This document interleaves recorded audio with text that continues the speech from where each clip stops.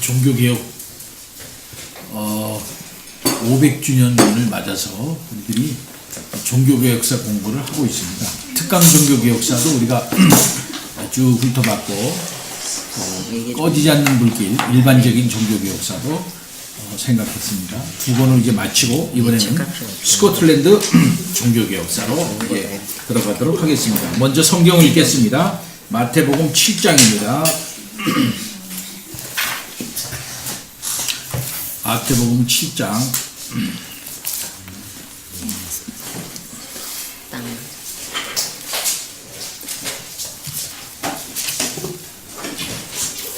7장 1절입니다. 비판을 받지 아니하려거든 비판하지 말라. 너희가 비판하는 그 비판으로 너희가 비판을 받을 것이요 너희가 헤아리는 그 헤아림으로 너희가 헤아림을 받을 것이니라. 어찌하여 형제의 눈 속에 있는 티는 보고 내 눈 속에 있는 들보는 깨닫지 못하느냐. 보라, 내 눈 속에 들보가 있는데 어찌하여 형제에게 말하기를 나로 내 눈 속에 있는 티를 빼게 하라 하겠느냐. 외식하는 자여, 먼저 내 눈 속에서 들보를 빼어라. 그 후에야 밝히 보고 형제의 눈 속에서 티를 빼리라. 거룩한 것을 개에게 주지 말며 너희 진주를 돼지 앞에 던지지 말라. 그것을 발로 밟고 돌이켜 너희를 찢어 상하게 할까 염려하라. 구하라, 그리하면 너희에게 주실 것이요 찾으라, 그리하면 찾아낼 것이요 문을 두드리라, 그리하면 너희에게 열릴 것이니 구하는 이마다 받을 것이요 찾는 이는 찾아낼 것이요 두드리는 이에게는 열릴 것이니라. 너희 중에 누가 아들이 떡을 달라 하는데 돌을 주며 생선을 달라 하는데 뱀을 줄 사람이 있겠느냐. 너희가 악한 자라도 좋은 것으로 자식에게 줄 알거든 하물며 하늘에 계신 너희 아버지께서 구하는 자에게 좋은 것으로 주시지 않겠느냐. 그러므로 무엇이든지 남에게 대접을 받고자 하는 대로 너희도 남을 대접하라. 이것이 율법이요 선지자니냐. 좁은 문으로 들어가라. 멸망으로 인도하는 문은 크고 그 길이 넓어 그리로 들어가는 자가 많고 생명으로 인도하는 문은 좁고 길이 협착하여 찾는 이가 적음이라. 거짓 선지자들을 삼가라. 양의 옷을 입고 너희에게 나오나 속에는 노략질하는 일이라. 그들의 열매로 그들을 알지니 가시나무에서 포도를 또는 엉겅귀에서 무화과를 따겠느냐. 이와 같이 좋은 나무마다 아름다운 열매를 맺고 못된 나무가 나쁜 열매를 맺나니 좋은 나무가 나쁜 열매를 맺을 수 없고 못된 나무가 아름다운 열매를 맺을 수 없느니라.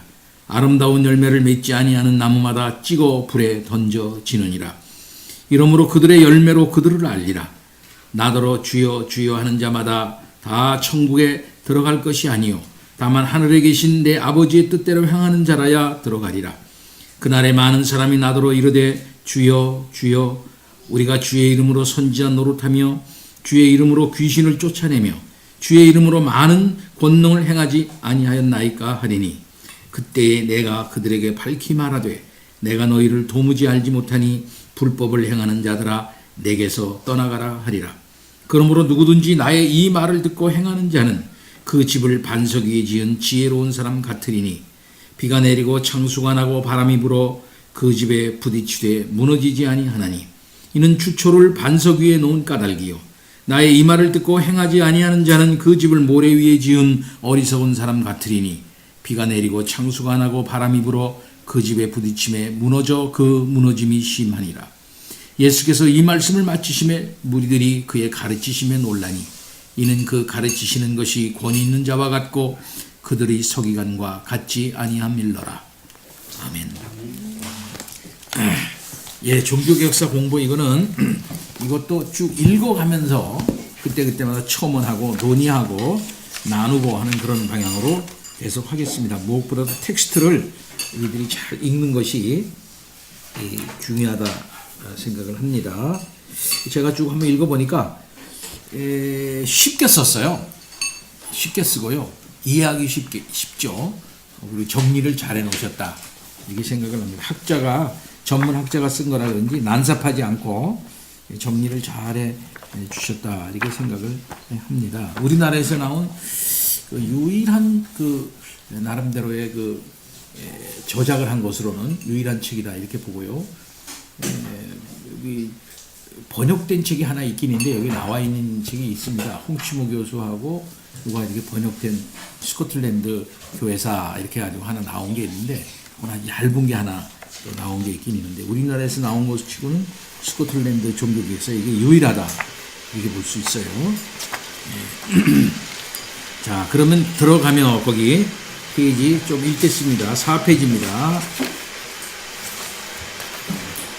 이 사람은 김중락, 이 사람은 영국에서 이제 캠브리지에서 박사학위를 받은 사람입니다.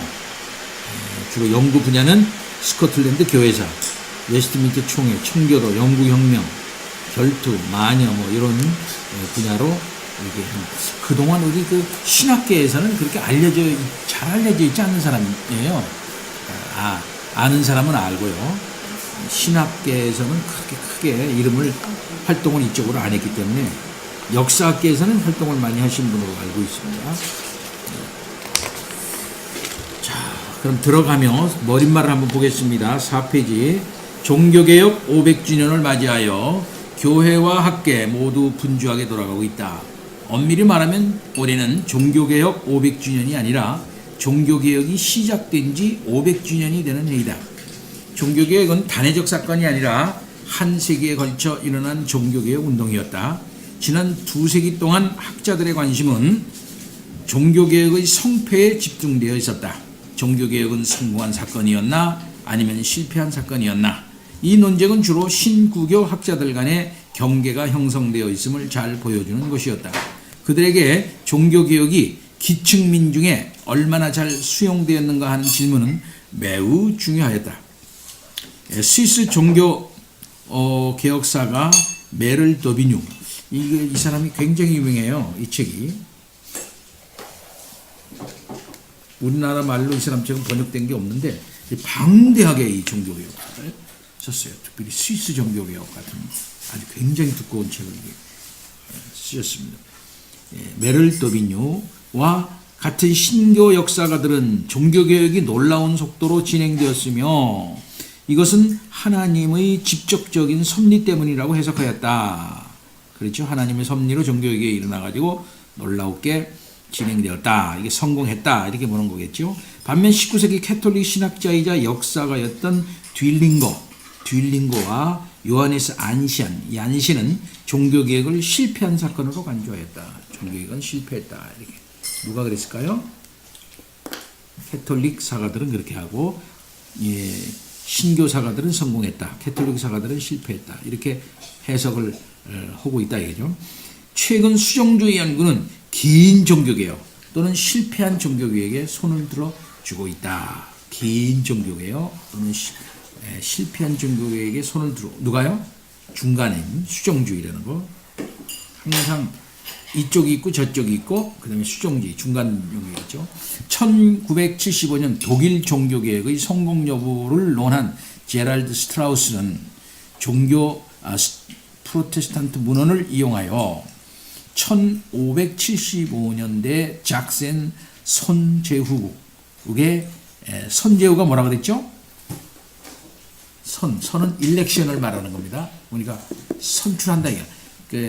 그 황제를 선출할 수 있는 자격이 있는 그 영주를 말하는 거예요. 선제후. 그걸 선제후라고 합니다. 그러니까 뭡니까? 독일이 있었던 신성 로마 제국, 독일 중심으로 해가지고 있었던 그 신성 로마 제국의 황제를 선출할 수 있는 그런 힘이 있는 권세를 갖고 있는 그 영주를 선제후라 이렇게 얘기를 하죠. 1575년 작센 선제후국의 농촌교회들의 상황이 종교개혁의 실패를 보여준다고 주장하였다. 스트라우스에 따르면 교회 출석률은 낮았고 교리 교육은 더 열악했으며 예배를 드리는 자보다 낚시를 간 자들이 더 많으며 설교가 시작되자 절반이 걸어나갔고 설교가 시작되자 걸어나갔더니 말이 돼. 사람들은 목사의 간청을 듣지 않았다. 이런 걸 들어서 종교에게 실패를 보여준다 이렇게 주장했다는 거죠. 이 사람은 로버트 스크라이브너 연구도 같은 결론에 이르고 있다. 스크라이브너에 따르면 일상생활에서 종교개혁의 영향력은 교리나 신학에서와는 달리 매우 제한적이었다. 일상생활에서는요. 그만큼 일상생활 자체가 이게 변화가 돼야 될 텐데 그게 잘 안착이 안 됐다 얘기가 아니죠. 비록 종교개혁이 일부 영역에서 신비적인 요인을 추방하는 데 성공했지만 신비적인 요인을 추방한 거 그게 뭐죠? 미신적인 요소 이런 것들이죠. 미신적인 요소들 뭐 마리아상에 가서 절하고 뭐 무슨 뭐 이렇고 저렇고 하는 거 미신적인 요소들 말입니다. 그 다음에 성의 숭배, 성물 숭배 이런 것들을 성공했지만 대부분의 일상에서는 중세교회와 유사하거나 큰 차이를 보이지 못했다. 그에게 있어서 카톨릭과 개신교의 차이는 종류의 차이보다는 정도의 차이에 불과하였다.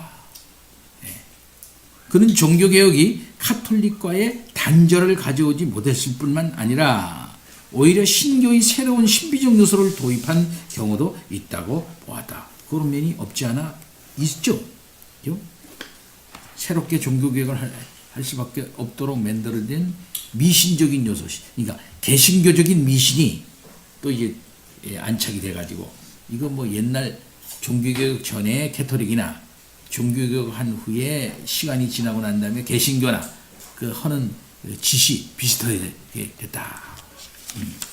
주로 이런 일들이 어디에서 많이 일어났을까요? 독일에서 많이 이런 일이 일어나게 됐던 거 볼 수 있습니다. 독일 같은데.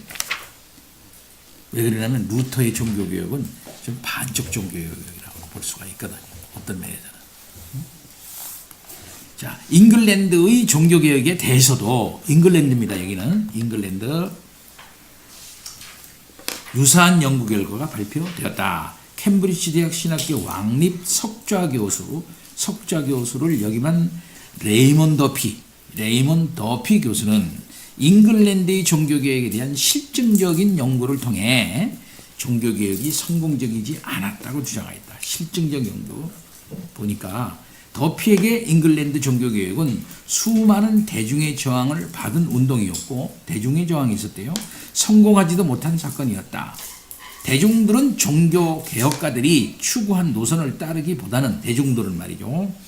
중세 카톨릭 신앙과 생활과 문화에 집착하였고 수도원의 해산과 중세 음악과 도서관의 파괴는 종교적 격번이라기보다는 문화적 재앙으로 여겼다. 이 긴 종교개혁론의 암묵적 주장, 긴 종교개혁론의 이것은 수정주의를 말하는 겁니다. 이 암묵적 주장은 종교개혁은 실패한 운동이었고 한마디로 개혁이 아니라 개혁이었다. 리포메이션이 아니라 디포메이션. 리하고 뒤하고 리는 새롭다 이라 새로 할 때 리자 붙이죠. 리크리에이션 이렇게 하듯이 리는 이거는 새로운 뜻입니다. 개혁 반대란 말입니다. 디포메이션이었다는 것이다. 자, 이렇게 한쪽에서는 놀라운 속도로 진행되면서 하나님의 섭리로 이렇게 된 성공적인 종교개혁이다. 아예 캐토릭은 이거는 실패했다. 또 수정주의에서는 이건 개혁이다. 옛날이나 지금이나 뭐 별로 이게 달라진 게 없다. 이렇게 실제적인 생활 면에서 그렇다면 실제로 영국에 가니까 참 약오르더라고요. 제일 많이 사람이 모이는데 어디겠어요? 영국 사람이 제일 많이 모이는데 축구장. 영국은 종교가 축구랍니다. 영국은 종교가 축구래. 예. 와, 축구장 가면 뭐야? 진짜 사람이 많고 와글와글 되는데 다른 데는 사람이 없어. 주일날 예배 마치고 나도 이렇게 쓱 돌아오는데 사람들이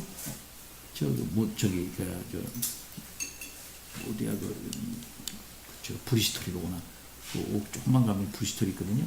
런던에서 스포도 가기는 브리스톨인데 아유 예배 마치고 딱 나오는데 어디서 사람들이 막 와글하면서 막 나오더라고. 주일날 막 엄청나게 막 축구 구경 가는 거래 그래. 우리는 예배 마치고 나오고 그 사람 축구 구경하러 가는 거야. 그 사람들이 막 깃발을 들고 막 옷도 이상하게 입고 그냥 막 축구장으로 보이더라고.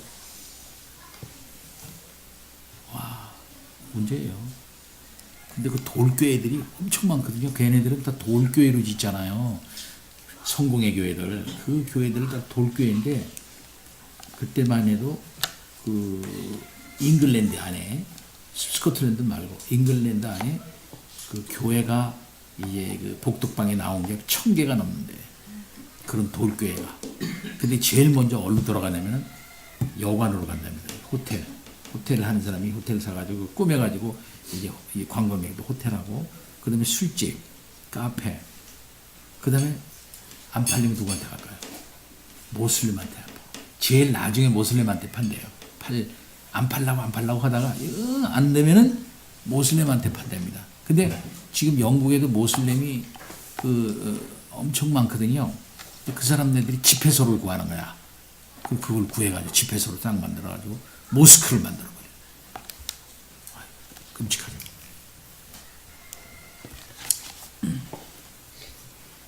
그런 면으로 본다면은 대중들에게 있어서 종교개혁은 참 저희가 없다. 이런 식으로 하여튼 해서 긴 종교개혁론을 주장하는 이런 사람들에게 있어서는 이거는 개악이었다 하고 수종주의에서 얘기한다. 이 세 가지 주장이 있다. 그러나 신구교 역사가들의 주장은 기본적으로 잘못된 전제를 기초하고 있다. 종교개혁의 성패는 정착의 기간으로 단정할 수 있는 성격이 아니다. 1000년 이상 지속되어 온 교회의 제도와 문화를 바꾸는 일은 단기적으로 완성될 수 없는 있는 일이 아니기 때문이다. 단기적으로 된 게 아니라는 거죠. 깔벤과 같은 종교개혁자들은 중세교회를 이어받고자 한 것도 아니지만 새로운 교회를 만들고자 한 것도 아니었다. 그들은 중세적 전통을 거부한 것이 아니라 수정하고자 하는 것이었다. 이러한 수정은 단지 교회만의 수정이 아니라 필연적으로 세상의 변화를 추구한 것이었다. 수정하고 세상의 변화. 이러한 이유에서 종교개혁은 사회개혁이고 긴 종교개혁일 수밖에 없는 것이다. 여기 한번 줄치요. 사회개혁이고 긴 종교개혁일 수밖에 없는 것이다. 종교개혁자들이 탄식한 것은 종교개혁의 실패가 아니라 인간과 사회의 죄된 속성에 대한 재확인이었다. 실패가 아니라는 거죠. 뭘 확인했느냐? 인간과 사회의 죄된 속성에 대한 재확인. 그들의 탄식 속에는 운동으로서의 종교개혁이 지속되기를 바라는 소원이 담겨 있는 것이다. 인간의 이 죄악성, 사회의 죄악성을 철저히 확인해서 그런 차원에서 이제 길게 나가는 것이다. 이러한 긴 종교개혁은 대부분의 개혁교회가 경험했던 것이다. 그러나 긴 종교개혁을 가장 잘 보여주는 예는 스코틀랜드 종교개혁이다. 스코틀랜드들은 자신들이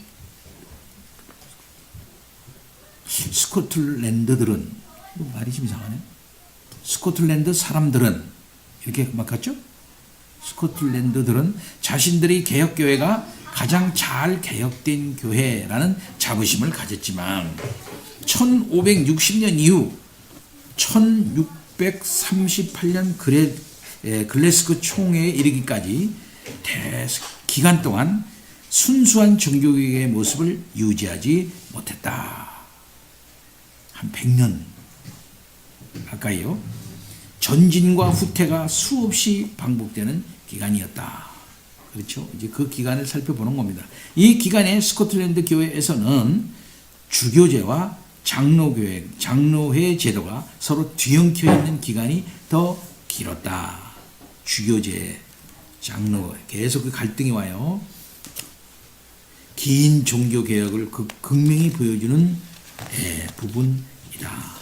스코틀랜드 종교개혁은 그대로 장로회 제도를 탄생시켰고 장로교회는 우리나라 프로테스탄트 교회의 압도적 자수를 차지하고 있다. 그렇죠? 우리나라는요. 바로 이러한 점에서 스코틀랜드 종교개혁은 우리에게 중요한 의미를 지닌다. 세월이 흘렀고 사회가 변화했으니 변화를 보이는 것이 마땅하지만 어디에서 어떤 변화가 일어났는지를 아는 것은 오늘날 한국 장로교회의 이해를 위해서도 매우 중요하다. 그거 참 이상해요. 우리나라는요, 장로교회가 많습니다. 이런 나라가 없어요, 사실은. 미국도 장로교회 그렇게 많지 않아요. 예. 미국에 제일 많은 교회는 어디입니까? 침례교회가 제일 많아요. 침례교회가 가장 셉니다. 크고. 예. 장로교회는 하이클래스예요, 미국에서. 미국의 사실상 최고의 하이클래스가 어디입니까? 가톨릭입니다, 사실. 가톨릭 사람들이 부자가 많아요.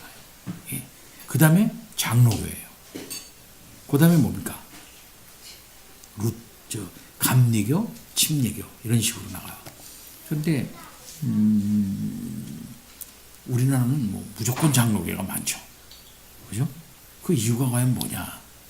예. 근데 그 원형은 스코틀랜드 장로교회인데 그렇다면 한국 장로교회를 제대로 세우기 위해서는 스코틀랜드 장로교회가 어떤 교회였는지, 어떤 과정을 통해서 이 장로교회 제도가 정착이 됐는지 그 과정을 우리가 공부하는 것이 한국 교회를 이제 우리가 잘 세워나가는 데 있어서도 아주 요긴하다 이 말씀이죠. 자, 그럼에도 불구하고 정작 스코틀랜드 종교개혁에 대한 종합적이고 구체적인 역사서가 부재한 상황이 안타깝다. 이 책은 이러한 의도에서 만들어졌다. 이 책을 통해 더 깊은, 더 많은 연구가 나타나길 기대해 본다. 이런 점에서 제가 쭉 보니까 입문서예요, 이것도요. 쉬운 입문서로 되어 있어요. 이 책은 학술서이기는 하지만 일반인도 쉽게 접근할 수 있도록 연대적 기술을 따랐으며, 연대기적 기술입니다. 필요에 따라서는 분석적으로 접근하였다. 이 책을 위해 도움 주실 분들을 소개하면 이렇고 이런 사람들. 예.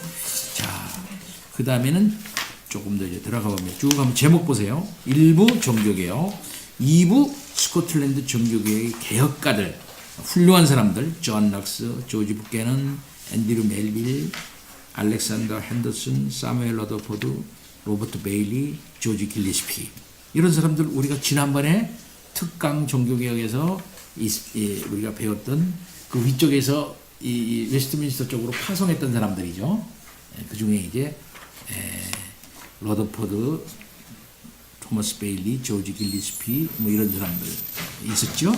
자, 1부입니다. 종교개혁, 스코틀랜드 종교개혁의 역사, 서문, 16세기 스코틀랜드 사회와 교회, 대륙과 잉글랜드의 종교개혁, 종교개혁의 전례와 순교자들, 쭉 밑에 이제 자세히 들어가면서 자세히 이런저런 우여곡절을 겪다가 이제 제1치리서까지 쭉 나가서 쭉 나갑니다. 그 다음에 제2치리서 멜빌이 등장하고요. 그 다음에는 최종적으로 완성을 어디로 보냐면 웨스트민스터 총회와 스코틀랜드 종교개혁의 완성까지 이제 나갑니다. 그러니까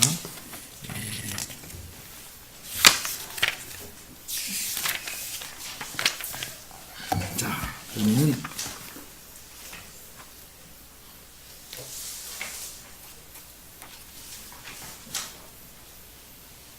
저 뒤에 한번 저기 보세요.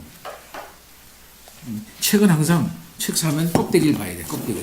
껍데기가 좋아야 되고, 그 다음에는 항상 이 사람 저자를 봐야 돼. 그 다음에 서문을 읽어야 돼. 그 다음에 맨 뒤에를 가봐야 돼요. 맨 뒤에 보면 무슨 뭐 저자 후기, 역자 후기 뭐 이런 거 있어요. 그런 것도 좀 살펴봐야 돼요. 이렇게. 그리고서 이제 차례로 들어가서 이렇게 잘 보고 책 전체를 서베이를 쭉 해야 돼요. 이렇게. 아, 이런 책이로구나 살펴보고 그 다음에 이제 들어가요. 자, 그러면 우리 들어갑니다. 서문 1장.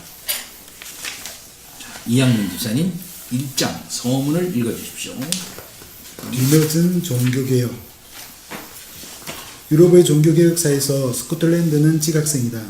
루트가 95개조 간방문을 발표한 것이 1517년인데 스코틀랜드의 종교개혁은 그로부터 40여 년이 지난 후인 1560년에야 이루어졌다. 잉글랜드의 헨리 8세가 수장법을 공표하고 수장법이 수장령이라고 그러죠. 수장령. 로마 교회와 결별한 때가 1534년이었고 칼뱅이 프랑스에서 기독교 강요를 저술한 것이 1535년이었으며 스위스 제네바에서 종교개혁을 정착시킨 것은 1541년이었다. 그러니까 스코틀랜드의 종교개혁은 대륙은 물론 이웃나라인 잉글랜드에 비해서도 거의 25년이나 늦은 시점인 것이다. 게다가 스코틀랜드 종교개혁은 다른 어느 나라보다도 오랜 기간을 통해 완성되었다. 종교개혁이 전파된 뒤로 거의 한 세기 동안 수없이 많은 후퇴와 후폭을 거듭한 후 종교개혁이 완성된 것이다. 그토록 오랜 기간이 필요했던 것은 무슨 이유 때문이었을까? 스코틀랜드의 개혁교회는 칼뱅파 교회이지만 다른 나라의 칼뱅파와는 확연한 차이가 있었다. 종교개혁 당시 회의체 교회 조직을 채택한 나라는 스위스의 제네바, 프랑스, 네덜란드, 그리고 스코틀랜드이다. 그러나 제네바는 동노회를 구성하고 있었기 때문에 상부 회의체를 가지지 못했으며 프랑스와 네덜란드의 경우는 정부의 박해로 인해 전국적인 체계를 갖추는 데 실패하였다. 따라서 장로교회 형태의 지리 조직이 국가적으로 가장 잘 발현된 곳은 스코틀랜드라고 할 수 있다. 하지만 기존의 제도에서 이처럼 전국적인 장로교회로 바뀐다는 것은 많은 변화를 필요로 한다. 우선 현 주교들의 거치 문제를 해결해야 했으며 이후 교구를 설립하면서는 경제적으로 목회자를 부양할 수 있는 환경을 만들어야 했다. 무엇보다도 장로회 제도를 싫어하는 군주와 섭정들을 설득하는 일이 필요했다. 또 다른 이유는 종교개혁 이후에도 변함없이 주교 제도를 유지했던 이웃 잉글랜드 교회의 존재이다. 잉글랜드는 스코틀랜드 종교개혁에 여러모로 도움을 주었고 종교개혁 이후의 스코틀랜드 정치에도 매우 큰 영향력을 행사하고 있었다. 1603년 왕실 통합 직전의 스코틀랜드 통치자들은 왕이었던 섭정이었던 간에 잉글랜드 엘리자베스 1세 여왕의 눈치를 보았는데 이는 내심 잉글랜드 차기 왕위에 대한 기대감을 가지고 있었기 때문이었다. 이러한 정치적 환경에서 그들은 여왕의 호의를 얻기 위한 수단으로 잉글랜드와 같은 주교제를 스코틀랜드에 도입하길 바랐다. 왕실 통합 이후 스코틀랜드 왕 제임스 6세 겸 잉글랜드 왕 제임스 1세는 왕권 확립 차원에서 잉글랜드 교회 제도를 스코틀랜드에 재도입하고자 했고 그 후계자인 찰스 1세는 자신의 종교적 선호를 따라 스코틀랜드 장로교를 아예 제거하고자 했다. 스코틀랜드 종교개혁은 이렇듯 쉽지 않은 정치적 환경 속에서 서서히 이루어졌다. 그러니까 잉글랜드나 스코틀랜드의 종교개혁은 사실상 그 에라스티안주의를 받아들일 것이냐 받아들이지 않을 것이냐, 교회의 행정조직을 이제 그 교회 자체 내에서 결정하는 것으로 할 것이냐 아니면은 국가에 속한 것을 든 것으로 할 것이냐 하는 이런 문제요. 굉장히 중요한 것이었죠. 주교제를 선택할 것이냐 장로회 제도를 선택할 것이냐 하는 이것이 종교개혁에 있어서의 아주 중요한 문제였다, 이렇게 말할 수가 있겠어요. 곧 교회 정치 문제, 교회 정치 문제가 아주 중요한 문제다, 이렇게 볼 수가 있겠습니다. 근데 이제 그 영국에서는 아예 그 주교제도를 정착시켰죠. 주교제도를 딱 정착시켜서 이렇게 하려고 했고, 그나마 영국에서 장로교 제도를 주장하면서 해나갔던 사람들이 대표적인 사람 누구죠? 지난번에 배운 토마스 카트라이트 같은 사람들, 이 장로교 제도를 주장을 했고, 그 다음에 이제 그 영국 국교회 안에서 청교도들로서 장로교 제도를 주장했던 사람들이 꽤 있고요. 예, 이런 있죠. 청교도 하면은 스코틀랜드입니까? 잉글랜드입니까? 잉글랜드의 그 비국교도들, 또 그다음에 그리고 캐톨릭적인 걸 반대하고 있는 사람들이 그 제대로 믿어보자고 하는 사람들이 청교도입니다. 이 청교도 안에는 여러 저기가 있어요. 장로교주의자가 있고 회중주의자가 있고 다 그래요. 대표적인 회중주의자가 뭐라 그랬지? 사보이 선언을 주도하고 한 사람 존 오웬 같은 사람. 이런 사람들 회중주의자입니다. 장로교주의자 아니에요. 존 오웬 같은 그런 사람들. 사보이 선언에 결정적 영향을 미치고 반대한 사람이에요.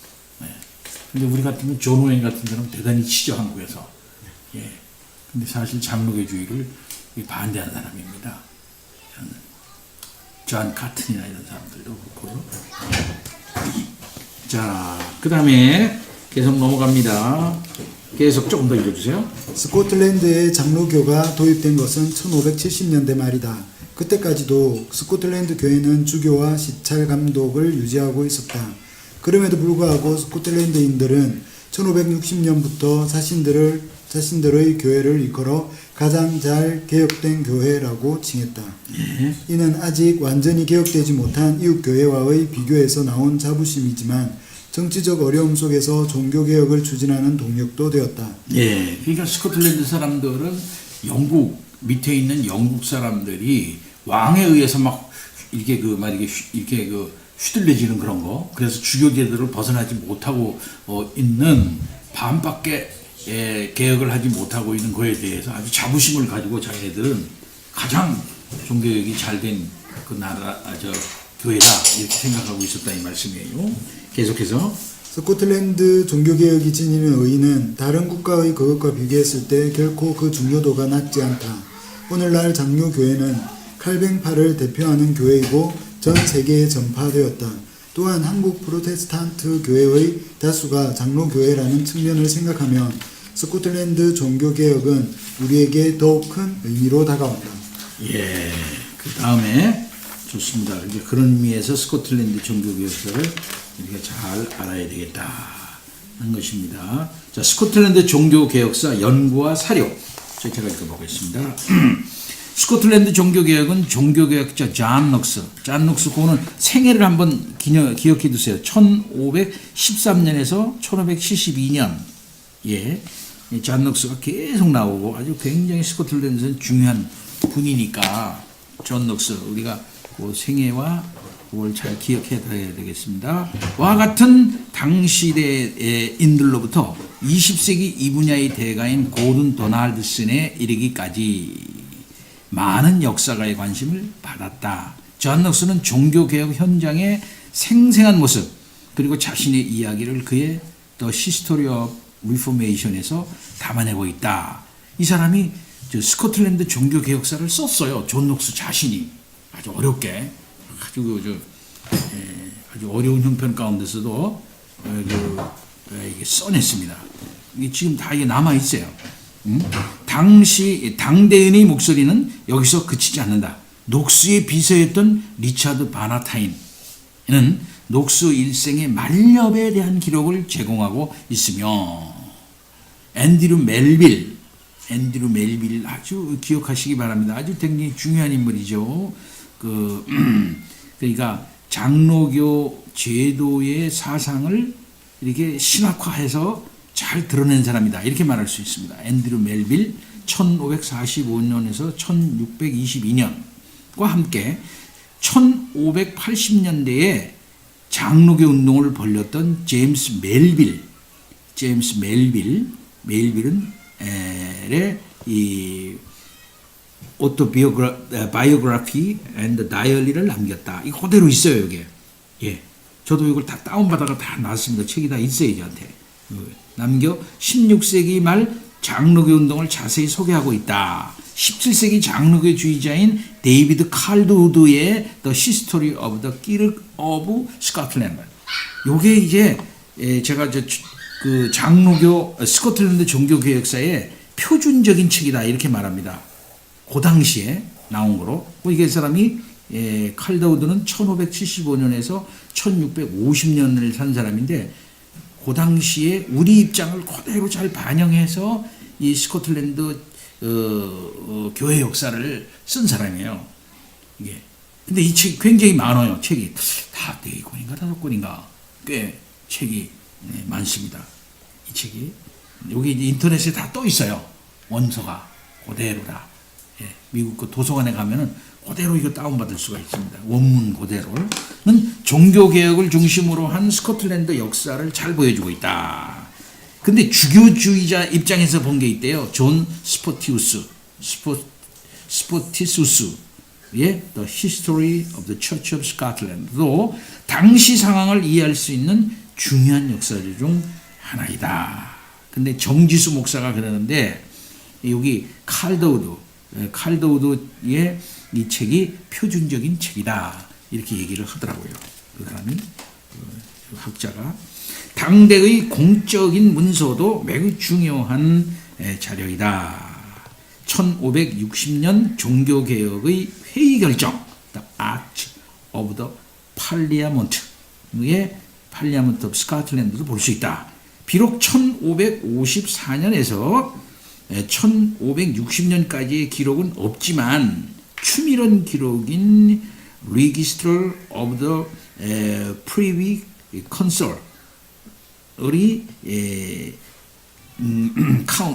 카운실이 공적 자료로 남아있다. 종교개혁 총회의 결정과 기록, the act of proceeding of the General Assemblies. 이런 것이 General Assembly가 총회란 뜻이에요. 총회, General Assembly, 총회.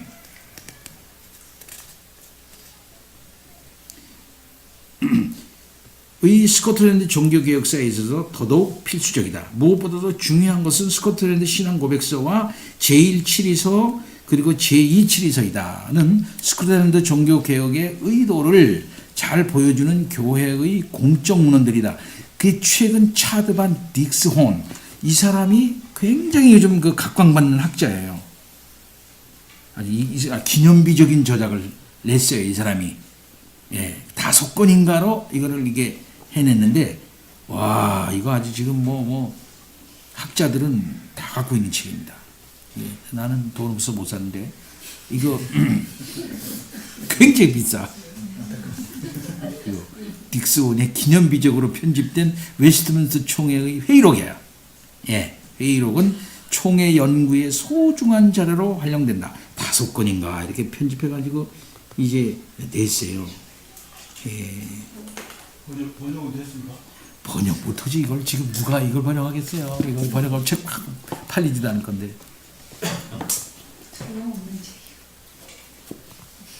번역 못하지 지금. 이거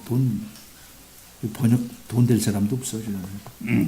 비록 일부이긴 하지만 당회와 노예의 기록도 볼 수 있다. 스털링 노예는 1581년부터 로시안 노예는 1589년부터 기록을 남겼다.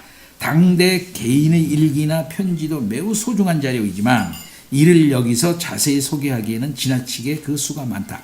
가장 대표적인 자료는 17세기 국면에서 언약파로 활동했던 언약파라는 기억해 두세요. 언약파. 카버넌터스라고 그래요. 카버넌터스.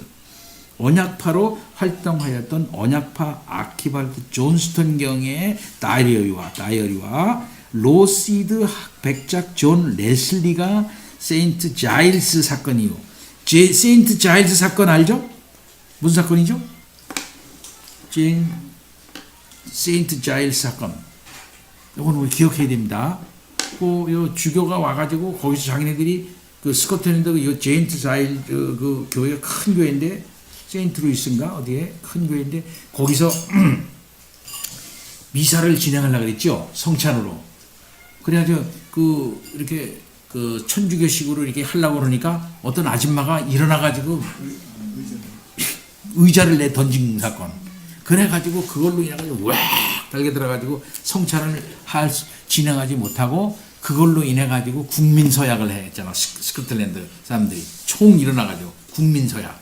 그렇게 한 사건의 발단을 한 그 교회가 세인트 자일스 사건입니다. 이거 굉장히 유명한 사건이고요. 이걸로 확 이제 불릴듯이 이제 일어나는 그런 일이 이제 나중에 또 나옵니다. 1년간의 정치적 상황을 기록한 이 책, 요런 거 있다. 그러나 이 모든 자료 등을 통틀어 생략할 수 없는 문헌이 있다면 이것은 바로 로버트 베일리. 이거 꼭 기억해 두세요. 로버트 베일리의 편지와 기록이다. 아주 유명한 겁니다. 이거는 로버트 베일리 그의 Letters and Journals에서 1637년 이후의 스코틀랜드 상황과 1643년 웨스트민스터 총회의 사정을 상세히 기록하고 있으며 이를 통해 당시 스코틀랜드 종교개혁자들의 활동을 보여주고 있다. 이처럼 스코틀랜드 종교개혁사를 위한 자료는 풍부하다. 요것도 세 권으로 이렇게 두꺼운 걸로 세 권으로 되어 있어요.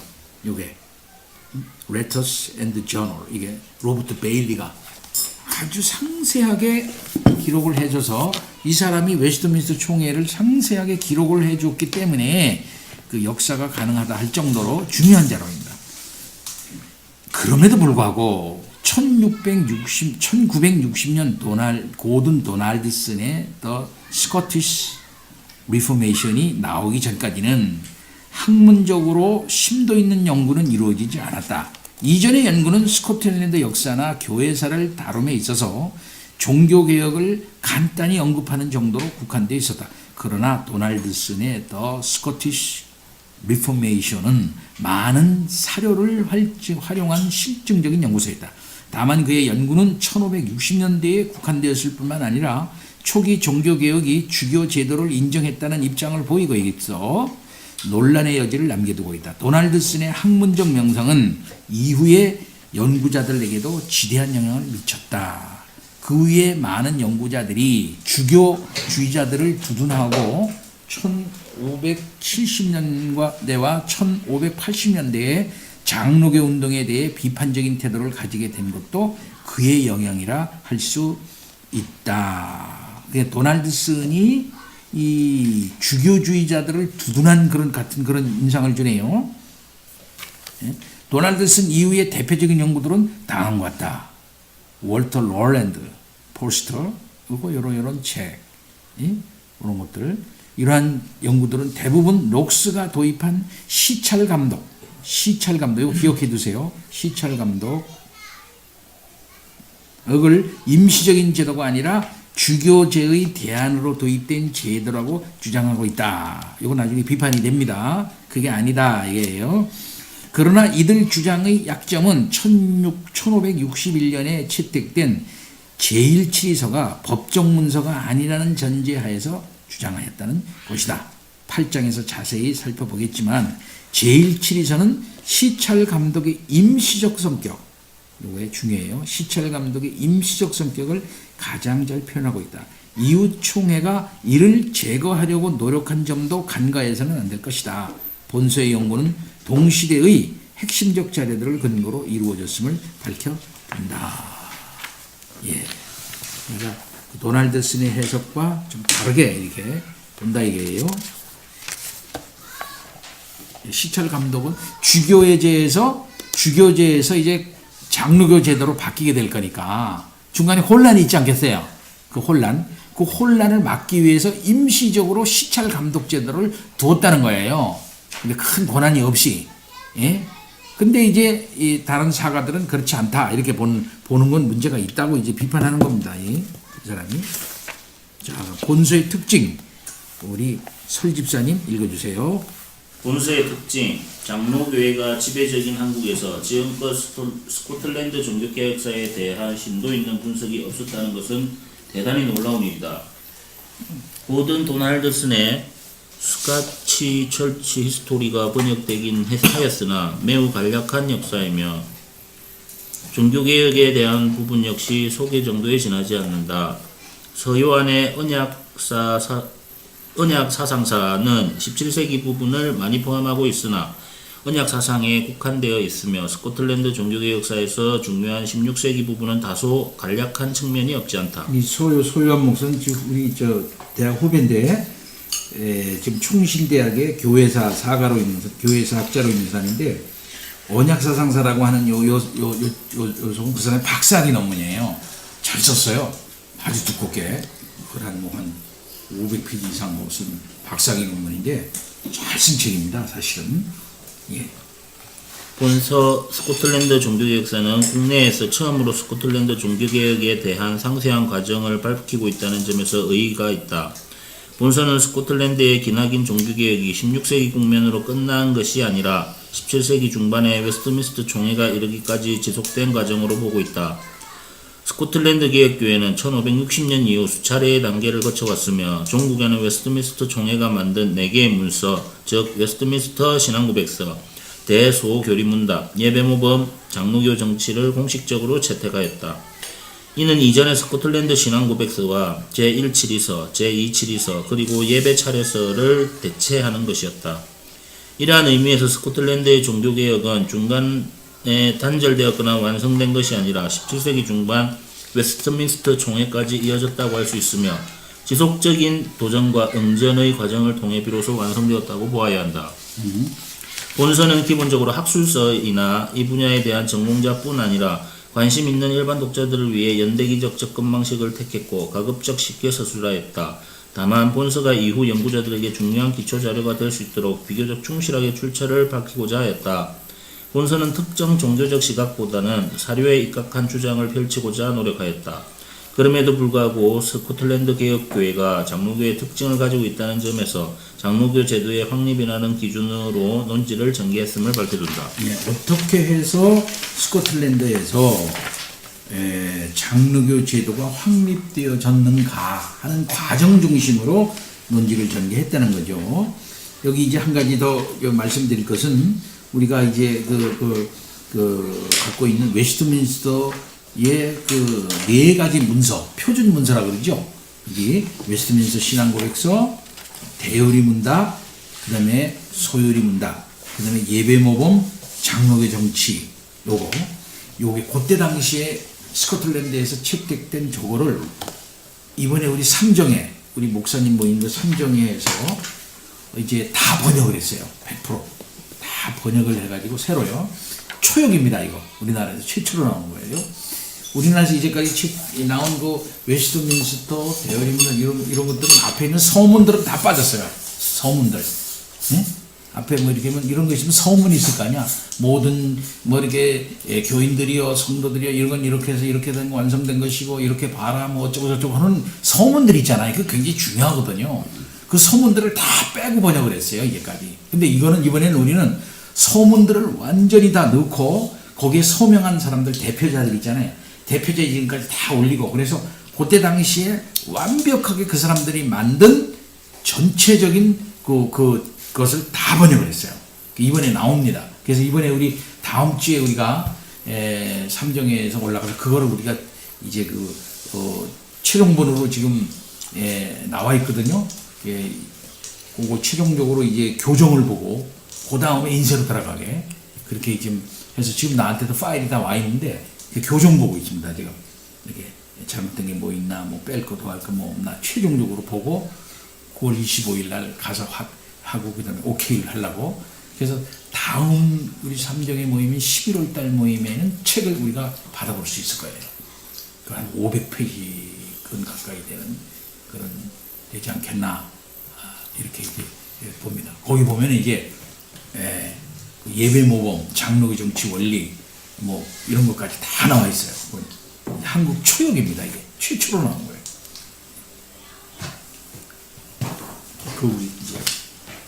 그거 가지고 이제 텍스트로 해석하는데 저기는 어디서로 나오느냐면 우리 삼정회가 출판서가 없기 때문에 개성년 이름으로 나옵니다. 김영규 교수가 소장이는 개성년 이름으로 책은 나올 거예요. 예. 자, 그럼 넘어갑니다. 스코틀랜드 16세기 스코틀랜드 사회와 교회. 먼저 배경, 환경 뭐 이런 거를 이제 살펴봅니다. 재밌어요. 우리 김 집사님 읽어주세요. 도지대와 저지대, 그레이트 브리튼 섬의 북부 지역을 차지하는 스코틀랜드는 평지로 이루어진 남부의 잉글랜드와 달리 산간지대가 많고 토지가 척박하며 기후조차 음습하고 추운 나라였다. 특히 북서부의 고지대와 남쪽의 국경지대는 경치는 아름답지만 산과 골짜기 그리고 호수로 이루어진 지형이라 농사에 부적합하고 목축만 가능할 정도로 험한 곳이었다. 서해안은 수많은 섬들, 즉 제도로 구성되어 있다. 그나마 평탄한 지역은 저지대라 불리는 남동부였다. 저지대는 농업이 가능했기에 대부분의 인구가 밀집되어 있었다. 하이랜드라는 말 많이 들어봤죠? 영어에 무슨 하이랜드, 저기 하이랜드 뭔가 하면 하이랜드와 로랜드로 이루어졌다. 그래서 16세기 전반의 고지대와 저지대는 지역만큼이나 인종과 언어 그리고 사회 구조 측면까지도 크게 달랐다. 저지대인들은 영어를 사용하는 앵글족이었고 고지대인들은 켈트인으로 아일랜드인의 언어인 게일어를 사용하고 있었다. 이게 달라요. 요게 또 아주 그 많은 영향을 줍니다. 역사적으로. 그러니까는 저지대 사람들은 영어를 사용하는 뭐라고? 앵글족. 고지대인들은 켈트인이래. 켈트인으로 아일랜드인의 언어인 게일어를 사용했다. 예, 달라요. 언어가 달랐다 이 말이죠. 하이랜드와 로랜드의 저희가 종족도 다르고요. 예. 자, 이러한 계속 이러한 언어적 분열은 로마 제국 이후의 정치 상황과 관련되어 있다. AD 1세기경 로마 제국이 브리튼 섬을 정복할 당시 로마인들은 스코틀랜드 지역을 칼레도니아라고 불렀고 칼레도니아에 사는 켈트인들을 문신을 했다는 이유로 픽트라고 불렀다. 픽트족은 당시 문자가 없는 픽트어를 사용하고 있었으나 AD 4, 5세기경 스코틀랜드 서해의 섬들과 서해안의 아일랜드로부터 건너온 스코트족이 정착하면서부터 스코트족의 언어인 게일어를 사용하였다. 스코트족은 기독교를 믿고 있었으며 문자를 가지고 있었는데 픽트인들이 이 문화를 받아들였고 나라 이름도 스코틀랜드라고 부르게 된 것이다. 픽트족에게 기독교와 문자를 전한 사람은 성 콜롬바로 알려져 있다. 예, 성 콜롬바이고 줄치세요. 아주 유명한 기독 교회사가 교회의 역사에 늘 나오는 이름입니다. 성 콜롬바. 계속 오늘날의 잉글랜드 북부 지역과 스코틀랜드 남부 지역에는 영어를 사용하는 앵글족이 정착하면서 영어 사용권이 되었다. 12세기 이전 스코틀랜드의 중심은 게일어를 사용하는 부지대였으나 12세기 이후 점차 잉글랜드의 영향을 받아들이면서 그 중심이 영어를 사용하는 저지대로 바뀐 것이다. 이후 스코틀랜드의 저지대와 고지대는 언어와 문화적으로만 분리된 것이 아니라 정치적으로 단절을 겪었다. 저지대인들은 고지대인들을 에어스, 즉 아일랜드어를 사용하는 자들이라고 불렀고 고지대인의 문화를 무시했다. 고지대인들은 스코틀랜드의 정치 중심이 저지대로 옮겨가고 자신들이 주변으로 취급당하는 데 소외감을 느끼고 있었다. 사회 구조 면에서도 마찬가지였다. 저지대에는 12세기 중반 데이비드 1세가 노르만화, 즉 봉건화 개혁을 단행하면서 유럽의 다른 나라와 마찬가지로 봉건제 사회 구조가 정착되었다. 데이비드는 프랑스와 잉글랜드를 모방하여 봉건제를 도입하고 노르만 기사들을 저지대 군사적 요충지에 봉건영주로 세웠던 것이다. 봉건제도. 봉건제도가 뭐죠? 봉건제도. 중세의 사실상 정치 경제적 제도입니다. 중세를 떠받치고 있었던 뭐가 있죠? 국왕이 있고 그 다음에 봉건 영주들이 있고 영주 밑에 또 누가 있어요? 기사가 있고 그죠? 그 다음에 또 뭐가 있습니까? 농노가 있고 이렇게 그 기사들은 영주들에게 아주 절대 복종하는 이렇게 사람들로 이루어져 있고요. 이렇게 이루어져서 그 사회가 나름대로 이렇게 안정을 이루고 있었던 그런 이제 사회이죠. 이런 나름대로 사회 구조를 그렇게 짜고 있었다 이 말씀입니다. 계속 그러나 고지대에는 봉건제도 대신 친족제도라는 사회구조가 뿌리를 내리고 있었다. 친족은 친족장과 동일한 조상을 가졌거나 동일한 조상의 후손임을 자발적 또는 강제적으로 수용하는 이들의 공동체라고 할 수 있다. 즉 인위적 요소가 결부된 씨족 공동체라고 할 수 있다. 부족 공동체라고 할 수 있죠. 옛날에 우리나라처럼. 예. 한 지역에 거주하는 모든 사람들이 그 지역의 가장 유력한 가문의 성을 따르면서 만들어진 공동체란 뜻이다. 예를 들면 아가일 지역에 산다면 모두가 캠벨이란 성을 갖는다. 이러한 친족 공동체가 나타나기 시작한 것은 12세기경이었으며 종교개혁 직전에는 가장 크게 성행하고 있었다. 각 친족은 특정 지역을 중심으로 친족장의 지도하에 강력한 내부 결속을 이루었다. 저지대의 봉건제도가 토지를 매개로 한 사회 조직인 것에 반해 친족제도는 토지뿐만 아니라 혈연적 요소까지 포함하므로 봉건 제도보다 훨씬 강력한 공동체를 형성하였다. 친족원들은 국왕보다는 친족의 수장인 친족장에게 자발적으로 충성하였다. 그들은 친족장과 왕권이 충돌할 때 주저없이 친족장의 편에 섰다. 16세기 전반의 고지대 친족들은 개별적으로 또는 연합하여 왕권에 도전하는 일이 일상이었다. 그러나 당시 스코틀랜드의 국왕은 잉글랜드와 전쟁을 치르고 있어서 이러한 친족들을 완전히 제압하지 못하는 상황이었다. 이런 것들이 가끔 보면은 스코틀랜드 영화, 영국 영화 뭐 이런 데서 보면은 그런 게 많이 나오죠. 무슨 가문, 무슨 가문의 대표 뭐 이런 식으로 나와가지고 국왕은 눈치만 들여다보고 그 사람들 쓱 나와가지고 한마디 하면 별로 이렇게 저기 하고 국왕이 말해도 듣지도 않고 뭐 이런 그다음에 자기네들끼리 모여서 이번에 국왕을 내릴까 올릴까 자기네 의논도 하고 막 뭐 그런 경우 많이 있죠. 근데 우리나라에는 이게 지금 그 뭡니까 영국의 그 사회에 귀족들이라든지 왕가 얘기는 많이 이렇게 소개가 됐는데 그동안 스코틀랜드 왕가와 그 귀족에 대한 그런 영화나 이런 건 그렇게 많이 소개가 안 돼 있어요. 보면은 그렇게 많지 않습니다. 예. 계속. 친족들 간의 싸움, 즉 친족 전쟁도 고지대의 일상이었다. 강한 친족은 항상 이웃의 약한 친족 지역을 침략하여 세력을 확장하고자 하였고 고질적인 자원의 부족으로 인해 이웃 친족의 가축을 훔치거나 약탈하는 일도 성행하였다. 재미있게도 이런 문화는 게일릭의 연회와 밀접한 관련이 있다. 게일릭 사회에서 연회 문화는 친족 제도를 유지하는 중요한 수단이었다. 농토가 거의 없는 사회에서 음식과 술은 전사 그룹, 즉 친족원들의 충성을 유지하는 데 필수적이었다. 친족장은 연회를 통해 친족원들의 생계를 해결해 줄 뿐 아니라 자신의 능력과 영향력을 공적으로 과시하는 기회로 삼았던 것이다. 이러한 보면 여기 그 사람들 영화에 이런 게 많이 나오죠. 무슨 일이 있으면 그 모여가지고 막 먹고 막 이렇게 술잔도 막 무식한 술잔 큰 거 가지고 막 이렇게 혹 따르고 막 수염도 많이 난 사람들이 막 서로 막 이런 그 장면들이 많이 나오죠. 그런 거예요. 그런 걸 통해 가지고 뭐냐면 서로 간의 구속을 이게 결속을 다지는 그런 걸로 이용했다 이거죠. 자, 계속.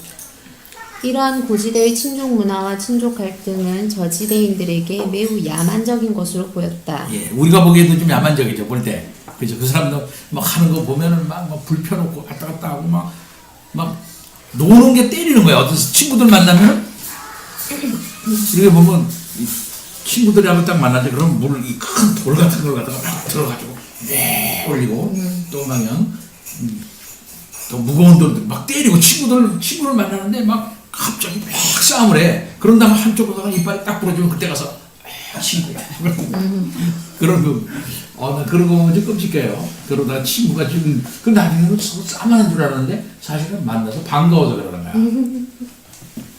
예, 그런 계속해서 종교개혁 이전인 16세기 초 스코틀랜드 역사가 존 메이저는 그의 히스토리아 메이저리스 브리튼니에서 다음과 같이 스코틀랜드 고지대를 기술하고 있다.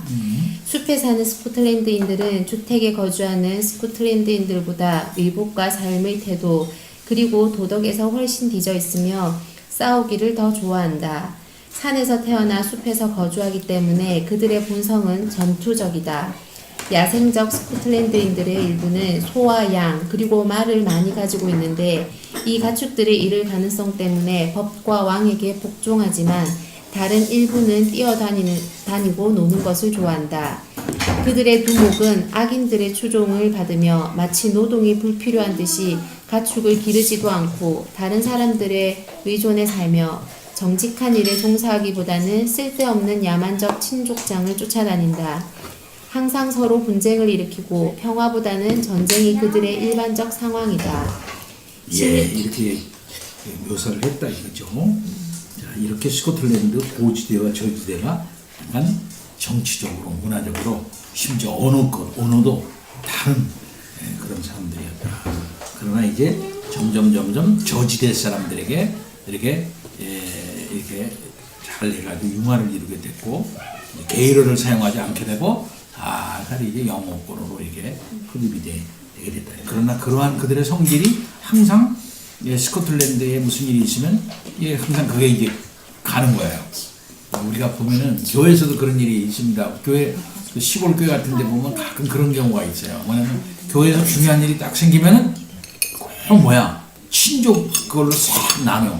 고씨는 고씨, 최씨는 최씨로 이런 식으로 다 나누는 걸 볼 수 있어요. 장로님들도 이게 오르면 그러다가 장로님들이 둘이 나누면 그 밑에 있는 후배 장로, 그 밑에 있는 권사 다 친족끼리 이렇게 됐으면은 다 이렇게 사장이 둘이 있으면 이 사장 그 밑에 있는 그 집사님은 거기서 일하는 이렇게 부장님이면 그 무조건 그 장로 따르게 되고 이렇게 해가지고서 싹 나눠져요. 나중에 보면 알게 모르게 다 나눠져 있어요. 아직 진리로 나눠지는 게 아니라 친족관계, 인정관계, 사업관계 이런 거로 다 나눠져 있어요. 근데 진정한 의미의 교회는 어떤 겁니까? 그게 없는 거죠. 없고 정말 지역, 친분관계까지를 초월해서 진리로 하나 되는 거죠. 네, 진리가 이거다 그러면 그 진리를 친족관계를 떠나서 이제 나가야 하는 거죠. 자, 정치와 사회 원 집사님 읽어주세요. 스코틀랜드는 정치적으로 독립왕국이었으나 이웃의 강력한 잉글랜드와 14세기 초부터 적대적 관계에 있었다. 13세기 말까지 스코틀랜드는 어느 정도 잉글랜드의 지배나 이를 인정해야만 했다. 그러나 14세기 초 잉글랜드의 침입에 맞서 독립을 쟁취한 이후 스코틀랜드는 16세기 중반까지 잉글랜드와 대립을 지속했다. 스코틀랜드인에게 잉글랜드는 오래된 적이었다. 반면 프랑스는 전통적으로 우호 내지 동맹 관계였기에 오랜 동맹으로 불렸다. 두 나라는 잉글랜드라는 공동의 적을 두고 동맹을 맺었고 이는 약소국인 스코틀랜드가 잉글랜드의 침입으로부터 살아남는 방법이기도 했다. 그러니까 스코틀랜드가 오히려 프랑스랑 가까웠다 이거예요. 프랑스와 동맹관계에 있었다 이거죠. 계속 특히 스코틀랜드의 왕실은 잉글랜드와의 오랜 싸움으로 미약한 상태였다. 많은 경우 스코틀랜드 왕들은 전사하거나 잉글랜드의 보로가 되었는데 이 경우 나이 어린 왕들이 승계하면서 섭정이 정치를 농단하는 일이 다반사였다. 14세기 이후 16세기 초까지 잉글랜드 왕위는 7번 교체되었는데 그중 4명의 왕은 어린 나이에 즉위했고 나머지 2명은 10년 이상 잉글랜드의 보로로 잡혀 있었다. 종교개혁 시기였던 16세기에도 상황은 비슷했다. 1512년 제임스 5세는 태어난 지 7달 만에 왕위에 올라 1528년에야 비로소 친정을 시작했으나 1542년 12월 6일 스코틀랜드가 잉글랜드와의 솔웨이모스 전투에서 대패한 직후 열병에 걸려 사망했다. 그 후계자인 메리 여왕은 태어난 지 6일 만에 왕이 되었고 스코틀랜드의 통치는 귀족들에게 맡겨졌다. 이 메리는 그 잉글랜드 밑에 있었던 브로드 메리하고 달라요. 메리 말은 똑같지만은 다른 메리입니다. 계속해서 미약한 왕권에 비해 스코틀랜드의 귀족들은 강력한 힘을 가졌고 왕권에 맞서는 일 또한 다반사였다. 귀족들은 호시탐탐 섭정의 자리를 노렸고 이는 항상 분쟁의 씨앗이었다. 당시 왕권이 강화되고 있던 유럽의 상황과는 전혀 다른 모습이다. 게다가 1542년 메리 여왕이 즉위할 당시 스코틀랜드 귀족들은 프랑스파와 잉글랜드파로 나뉘어 있었다. 프랑스파는 비턴 추기경을 중심으로 확고한 가톨릭 정책을 주장하였고 잉글랜드파는 섭정인 아람 백작을 중심으로 신교도 관용 정책을 주장하고 있었다. 당시 스코틀랜드의 상황은 왕권이 강화되고 있던 유럽의 일반적인 모습과는 이처럼 전혀 달랐다. 섭정 정치. 섭정에 따라서 이제 다른 얘기가 나왔다. 누가 섭정이 되느냐. 근데 이제 여기 이거 기억합시다. 예, 하나는 프랑스파 비턴, 하나는 잉글랜드파 알란. 이렇게. 예, 그래서 프랑스파는 카톨릭 정책을 수용. 그 다음에는 잉글랜드파는 신교도 관용 정책 수용. 이거단 말이죠. 그러니까 갈등하게 되는 거죠. 계속해서 사회 경제적으로도 스코틀랜드는 유럽의 다른 나라, 특히 남쪽의 잉글랜드와 비교했을 때 약소국이었다. 인구도 1500년경에 약 50만 명, 16세기 말경에는 70에서 80만 명, 1700년에도 겨우 100만 명에 불과하였다. 굉장히 적은 나라죠. 그죠? 아주 적은 나라입니다. 1500년에 약 50만 명 정도니까. 예, 50만 명. 그러니까 이제 얘기해 봅시다. 2000년 전에 로마가 우리 예수님 당시 있잖아요. 예수님 당시 로마 인구를 몇 만으로 봅니까? 100만. 예? 100만을 봐요. 100만. 무지무지 큰 거예요. 2000년 전에는. 2000년 로마가 100만이라면. 예. 근데 여기 스코틀랜드에 1500년에 50만이라는 뭐 굉장히 적은 나라죠. 그래서 당시 잉글랜드의 인구는 스코틀랜드보다 4 내지 5배가 더 많았다. 1520년에는 250만 명, 1580년에 350만 명, 1680년경에는 500만 명으로 증가했다. 이는 스코틀랜드가 잉글랜드와 장기적인 전쟁에서 얼마나 고통을 당했는지를 가늠케 해준다. 힘이 없었던 거예요. 예, 계속 16세기 중반에는 도시로의 인구 집중이 이루어졌는데 이는 종교개혁에 매우 유리한 환경으로 작용했다. 많은 면에서 도시인들이 농촌지역보다 새로운 사상에 개방적이었다. 아무래도 그렇겠죠. 그 다음에 교회와 대학. 우리 엄집사님 해주세요. 종교개혁 이전 스코틀랜드는 카톨릭국가였다. 스코틀랜드 전국은 총 13개의 주교구, 즉 아버딘, 아가일, 브랜친, 케이스네스, 던블레인, 던켈트, 갈로웨이, 글래스고, 모레이, 오크니, 로스, 세인트 앤드루스, 아이슬. 요걸 좀 이게 보면 그대로 이게 굉장히 많이 나오는 말들이에요. 교구예요, 이게. 교구. 우리나라 교구 같으면 무슨 전주교구, 서울교구, 원산, 무슨 뭐 원주교구, 대구교구, 부산교구, 뭐 이런 식으로 나눠 있잖아요. 천주교가 교구가 말이죠. 그런 것처럼 이 나라를 갖다 쭉쭉 나눠가지고 교구를 이렇게 하고 있었단 말씀입니다. 교구마다 누가 있을까요? 주교. 주교가 있고, 그 주교가 앞에서 있으면 또 뭐가 있을까요? 대주교. 이렇게. 그렇게 해가지고 전국적으로 장악을 합니다. 그러면 그런 조직을 할 것이냐? 이 조직은 무슨 조직입니까? 천주교적 조직이죠. 네. 근데 이제 밑에 잉글랜드는 이 조직, 교구 조직을 그대로 놔두고 그저 천주교와 관계없이 임금이 왕이 수장이 되는 차원에서 임명하는 걸로 천주교만 관계만 싹 끄는 것뿐이에요. 정치적으로. 그러니까 아주 완전한 종교개혁이라고 볼 수가 없죠. 근데 이제 그렇다면 스코틀랜드 위에 있었던 위에 스코틀랜드의 교구 제도를 그냥 놔둘 것이냐, 이게 문제가 생기는 거예요. 이제는. 그러니까 이 주교가 있는 이 교구 제도를 놔둘 것이냐 말 것이냐, 이것 때문에 이제 문제가 생기게 되고, 이걸 존치를 할 것이냐 아니면 그 대신 뭘 넣을 것이냐, 완전히 장로교로 바꿀 것이냐, 이런 게 이제 문제가 되는 거죠. 계속해서 그러나 중세 초기에는 잉글랜드 교회의 지배권 주장으로 스코틀랜드 교회는 독립성을 갖지 못하고 있었다. 당시 대주교들은 교황으로부터 주교 임명권을 허락받고 있었는데 주교구가 확립된 11세기 스코틀랜드에는 대주교가 없었다. 대주교가 없었다 이 말이죠. 스코틀랜드에는. 예? 대주교가 이렇게 13개의 주교구를 가지고 교구를 가지고 있었지만 스코틀랜드에는 대주교가 없었다 이 말. 대주교가.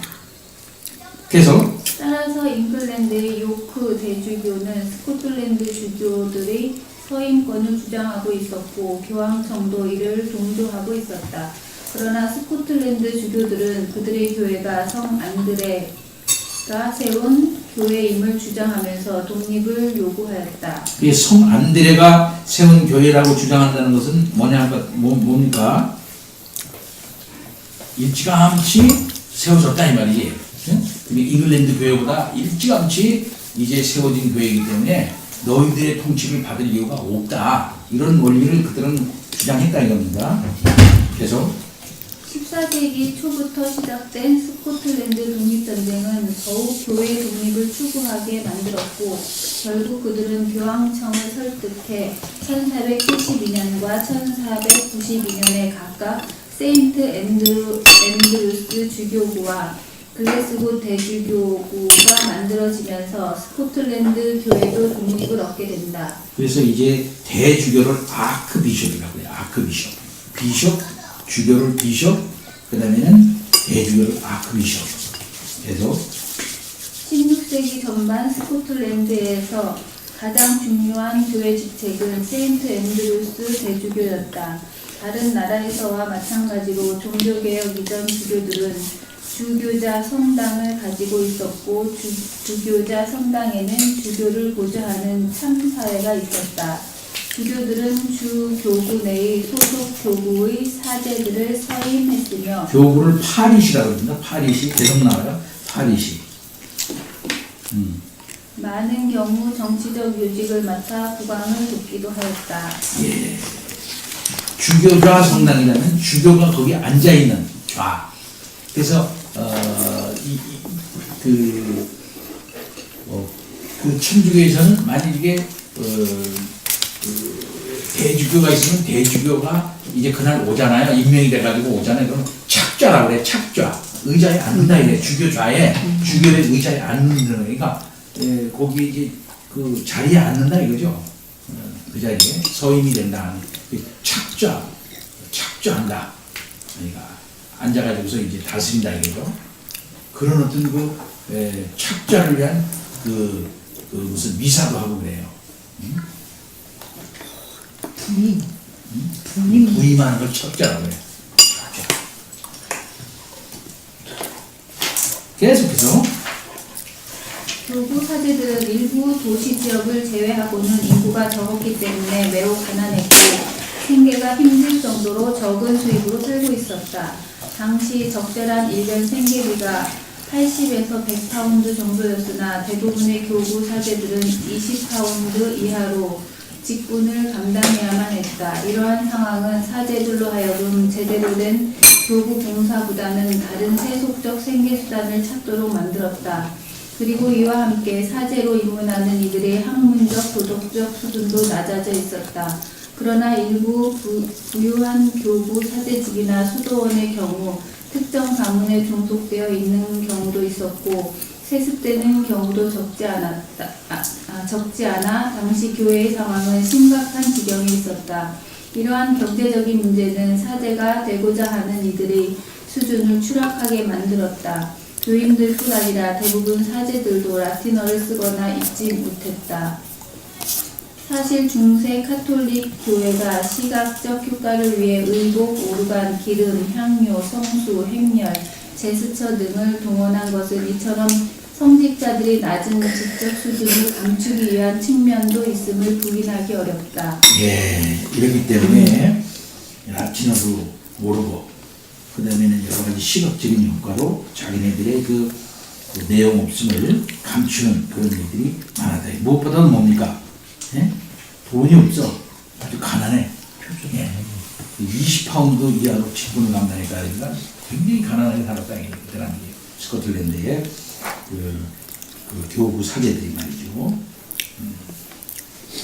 다른 캐톨릭 국가와 계속 읽으세요. 다른 카톨릭 국가와 달리 중세 스코틀랜드에는 수도원이 번성해 있었다. 이는 스코틀랜드에 기독교가 처음 도입되던 무렵 아일랜드의 수도원 중심 기독교를 받아들였기 때문이다. 대부분의 수도원은 12세기와 13세기에 설립되었는데 16세기 전반에는 수도원 본래의 기능보다는 건물과 토지를 경영하는 기구로 변질되어 있는 경우가 많았다. 그럼에도 불구하고 수도원은 재산이 많았기 때문에 수도사들은 안락한 삶을 유지하고 있었다. 하지만 그들의 평가는 매우 부정적이었다. 13, 14세기에 집중적으로 설립된 프란체스코 회와 도미니크 회의 탁발 수도사들조차도 탁발은커녕 건물을 차지하고 안락한 삶을 추구하고 있었다. 탁발이 뭐죠? 탁발. 탁발승이라고 그러잖아. 거들어 다니는. 거들어 다니는 게 탁발하는 걸 탁발이라고. 그러니까 여기 뭐 조계사 탁발한다 그러잖아요. 조계사 스님인데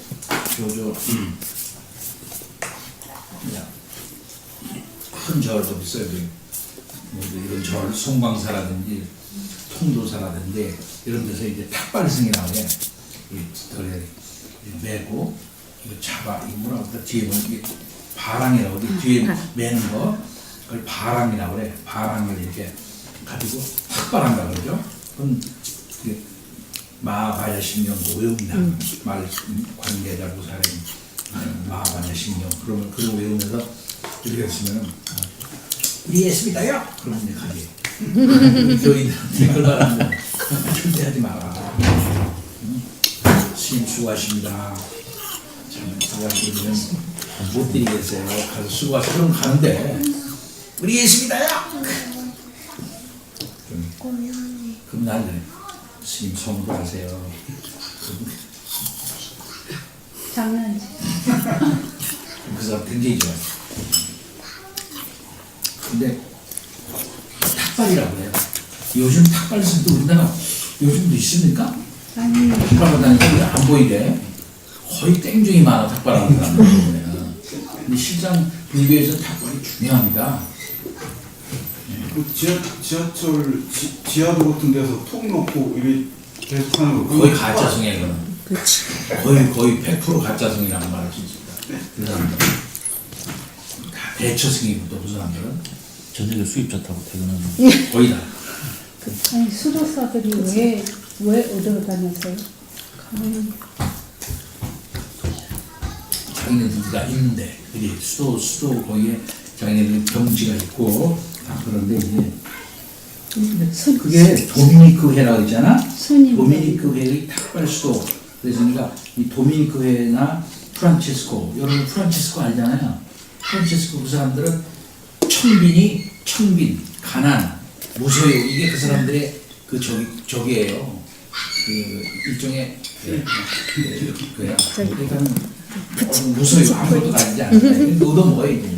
불교에 유명하다는 그래서 주면 있으면 먹고 없으면 말고 동네 사람과 같이 나눠 먹고 뭐 사서 자기가 있는 거 다 주고.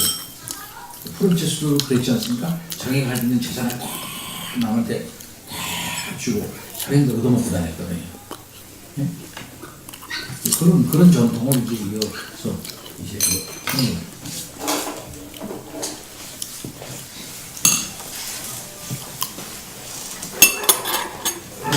그런 면도 있습니다.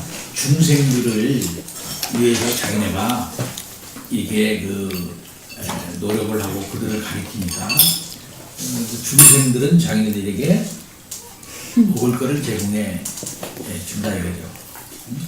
태국에 가면은 그 사람들이 이게 겉으로 나온다 그러지. 빨간 옷 입고서 저녁에 겉으로 나오면 동네 사람들이 그냥 쭉 앞에 그 사람들 마시는 음식을 준비를 정성스럽게 해가지고 보면 한 음식 주잖아. 한 음식. 그럼 그 사람들이 이만 바가지 갖고 와가지고 조금씩 하다가 그럼 쭉 한번 들어주면은 한 사람 앞에 이만큼 먹어가 매일. 여러분 사진에서 보셨죠? 짬뽕에서 그림에서. 골라 먹으려면 밥도 이어주고 과자도 이어주고 그것도 이어주고 다 그렇게 주더라고.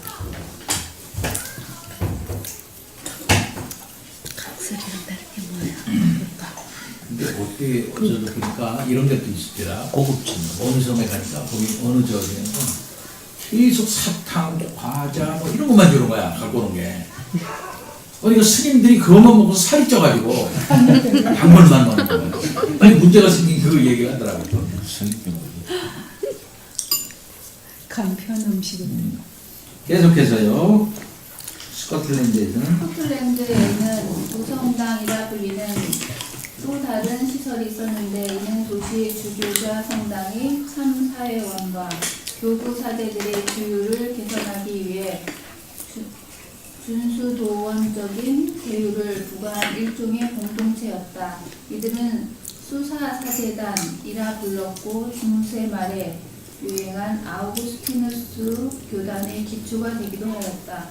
후일 종교개혁의 중심 교회가 되는 에든버러의 세인트 자일스 교회도 구성당 중의 하나였다. 이처럼 종교개혁 이전 스코틀랜드 교회는 전반적으로 열악한 상태였다. 교회의 고위직은 타락했고 교부 사제들은 경제적으로 허덕이며 교구민들에게 제대로 봉사하지 못하고 있었다. 고지대는 저지대보다 상황이 더 심각했다. 교구도 제대로 설립되어 있지 못했고 수도원 같은 다른 기구도 거의 없었다. 교회의 주된 봉사인 성사가 제대로 이루어지지 못했다. 이런 상황에서 교구민들은 유럽의 다른 지역에서처럼 교회에 큰 불만을 지니고 있었다. 예. 16세기 전반 스코틀랜드의 유일한 희망은 대학이었다. 이거 주치세요. 중요한 겁니다. 스코틀랜드는 유럽이 변방에 있었고 정치적, 사회, 경제적 그리고 종교적으로 후진적인 국가였지만 문화적으로는 유럽의 어느 나라에도 뒤지지 않을 정도로 앞서 있었다. 문화적으로 앞서 있었대요. 특히 사상과 학문에 있어서 16세기 스코틀랜드는 결코 후진국이 아니었다. 사상과 학문에 있어서 당시 잉글랜드에서는 옥스퍼드 대학과 캠브리지 대학밖에 없었으나 스코틀랜드는 대학이 3개나 있었다. 1412년에 세워진 세인트 앤드루스 많이 들어보셨죠? 그 다음에 1521년경에 세워진 글래스고 대학, 그리고 1495년에 설립된 아버딘 대학은 유럽의 대학과도 많은 교류를 하고 있었고 학문적 수준에서 대륙의 어느 대학보다도 뒤처지지 않았다. 당시 스코틀랜드인들 가운데는 유럽의 대학에 유학하던 자들도 적지 않았고 그들이 귀국하여 스코틀랜드 대학에서 가르치는 역할을 담당했다. 따라서 스코틀랜드 대학은 종교개혁 사상이 유입되는 가장 중요한 통로였다. 지금도 이제 이 세인트 앤드루스, 그 다음에 글래스고, 그 다음에 아버딘 출신들이 우리나라 많아요. 이승구 교수, 삽신의 이승구 교수가 이 세인트 앤드루스에서 박사학위 받았죠. 예. 근데 글래스고 나온 사람, 아버딘, 거기 가면 여기죠. 큰 대학들에 있는 이제 그 디바인 스쿨, 그러니까 거기에 있는 신학부라든지 이런 데 가는 거예요. 자, 오늘 배경은 여기까지. 이제 대륙과 잉글랜드의 종교개혁. 요거는 집에서 읽어오세요. 오늘 여기까지 가볍게 합니다. 들어가는 날이니까 너무 길게 하지 않고.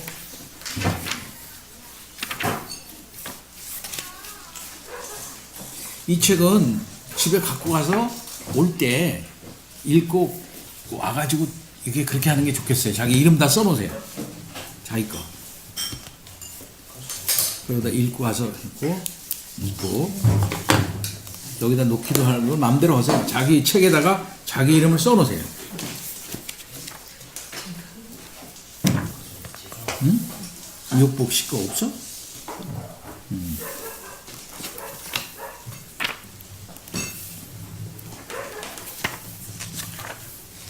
이거 하는 거 보니까 세계사 배우는 거 같죠? 브레이브 하트? 그 영화도 독립 그게 이제 그 브레이브 하트 영화가 스코틀랜드의 독립 영웅이에요. 거기서 나오는 그 사람 이름이 뭐더라? 멜 깁스는 배우고 그 사람 이름이 무슨 러브인가? 근데 그 유명한 사람이죠. 그 독립 영웅이에요. 난 맨 마지막에 죽을 때 그 사람이 프리덤 하고 죽지 않습니까? 이게 빨간 그 자기네 부인이 준 스카프죠. 스카프를 손으로 확 쥐고 있다가 떨어뜨리면서 프리덤 하고 죽지 않습니까? 그 장면이 아주 나는 지금도 아주 참. 그다음에 스코틀랜드 왕이 배신을 하잖아. 그치? 스코틀랜드 왕들과 귀족들이 배신을 해. 자기네들에게 잉글랜드 왕이 늙은 왕이 그냥 꼬이니까 결국 그놈도 후회해가지고 윌리엄 누구? 윌리엄 윌릭. 예. 그 영화를 한번 보면 또 재밌을 거예요. 브레이브. 그런 거 보면 스코틀랜드 사람들이 어떻게 생활했는가 그 나오잖아요. 고지대 그런 데서 막 그냥 막 텐트 같은 거 쳐놓고 막 살지 않습니까? 그죠? 그게 이제 고지대 사람들, 하이랜드 사람들. 그리고 밑에 있는 귀족들은 로랜드에 사는 사람들이고. 기독교 저기 분위기는 그래서 다시 보면 거의 미신적으로 나오죠.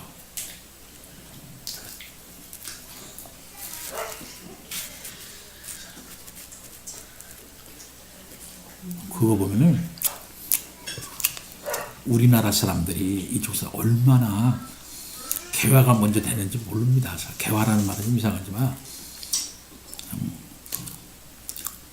중국, 우리 조선 이런 나라들이 굉장한 나라들이에요. 얘네들보다 훨씬 우리가 참 뭘까 그 정갈하게 살았고 아주 규모 있게 살았습니다. 실상 우리나라 조선의 나라는 철학의 나라예요. 기가 막힌 나라가 조선이라는 나라입니다. 철학에 의해서 세워지고 정도전의 경국대전에 의해 가지고 조선이 세워지지 않습니까? 철저한 철학과 나름대로의 그 정책에 의해서 조직적으로 세워진 나라가 이 조선이라는 나라입니다. 사실은 종교적 배경, 유교적 배경 그런 것들 정확하게 세워진 나라가 조선 나라. 조선이라는 나라가 정말 대단한 나라예요. 조선을 폄하하는 것은 아주 나쁘게 얘기하는 것은 다 거의 다 이건 4대 저기 뭐라 그러지? 일본의 그 식민사관의 그런 그 관점이에요. 거의 다.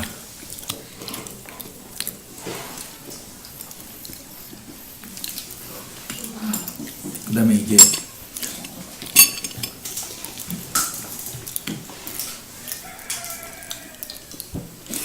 노군, 소론 이렇게 해가면서 막 이렇게 싸워서 나라가 망했다 뭐 어쩌고 저쩌고 이렇게 하는 그런 논리들 있잖아요. 그런 논리들이 다 식민사관에 영향받은 논리들입니다. 사실상 철저하게 철학 싸움이었어요. 논리 싸움을. 그 싸움에 지면 지는 거야. 정권 내놓는 거야. 어느 나라가 세계 어느 나라가 시를 잘 쓰면 관리를 뽑는 나라가 어느 나라가 있습니까? 시를 잘 쓰면 그 사람을 관리를 뽑아.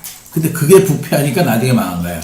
그게 과거 제도가 부패하니까 나라가 망하는 거지만은 진짜 시를 잘 쓰고 글자 잘 쓰면은 관리를 뽑는 나라가 세상에 어디 있어요? 조선밖에 없어요. 대단한 나라예요. 인문학 소양을 보고 제목을 착 그려놓고 거기에 대한 글을 쓰라는 오늘 딱 띄우잖아. 오늘 딱 띄우고 그 논술이잖아, 분에 맞게 논술. 쫙 쓰면. 근데 과거 제도의 부패상을 이렇게 보면은 컨닝하는 사람, 미리 써간 사람, 그 다음에는 뭐 이제 그 다른 사람이 들어가는 경우, 많답니다. 그래도 족보가 부패가 너무 심해. 시제를 사람이 사람 곳에서 그래 부잣집들 시제를 이런 거 다 이거다 이렇게 해가지고 이제는 예측할 수 있을 거야. 한석봉이가 살아온 얘기 좀 재밌더만. 그제 한번 읽어보셨죠? 한번 한번 얘기해 보세요. 글씨만 맛깔로 나신다. 읽어보세요. 완전 비리와 한석봉이가 웃기는 사람이었다만 글씨만 잘 쓴 것뿐이. 근데 한석봉이 글씨 잘 썼다고는 생각 안 해. 그 사람 글씨는 그냥 교과서 체야 그냥. 교과서 체. 교과서 베끼는 거. 옛날에는 베끼는 거를 잘해야 되잖아요. 인쇄술이 발달하지 않았으니까 교과서를 베끼듯이 베끼는데 글자를 기가 막히게 쓰니까 그대로. 응? 그런 글자는 잘 썼다 얘기. 근데 여러분 보셨지만 김정희 글씨체, 추사 김정희 글씨체 보셨죠? 우리가 보기엔 어떻습니까? 읽을 수가 없어요. 개발 정말 이것도 뭐 글씨인가 할 정도로 써놨지 않습니까? 뭐 애가 쓴 것 같아요. 근데 그걸 최고리시잖아요, 또.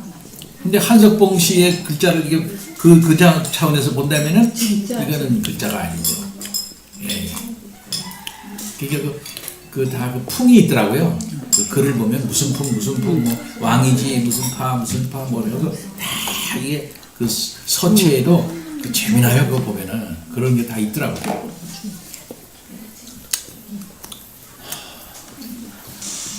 요즘도 한석봉 그 얘기가 교과서에 들어 있습니까? 주민학교 교과서에. 국민학교 아마 교과서 한석봉. 없을걸요? 한석봉 글씨가 어머니의 떡설기. 네, 그런 거 이제 요즘 안 하는걸요? 요즘 있어요 없어요? 없는 것 같은데요?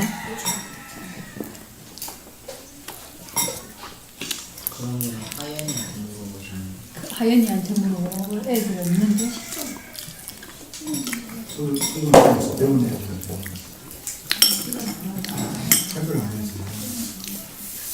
그럼 맹모 삼천인가?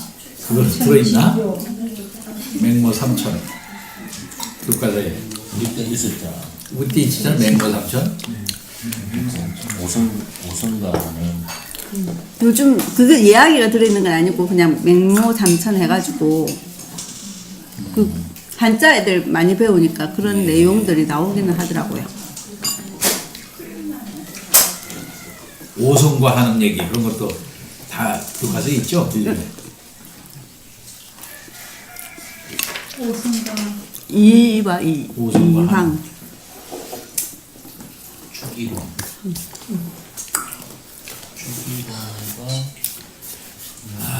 자, 여기까지 공부하고 마치도록 하겠습니다. 다른 말씀 혹시 있습니까?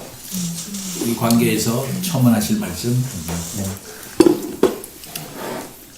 예. 우리가 왜 장로교 제도를 그렇게 주장하는가? 이건 이제 역사적, 사회적 배경으로서의 그 의미입니다. 장로교 정착이 곧 종교개혁의 그 과정이었다. 이렇게 말할 수가 있고요. 그 결국의 완성은 웨스트민스터 신앙고백에 있고, 웨스트 신앙고백 작성할 때도 나중에 메이비 논쟁이 있죠.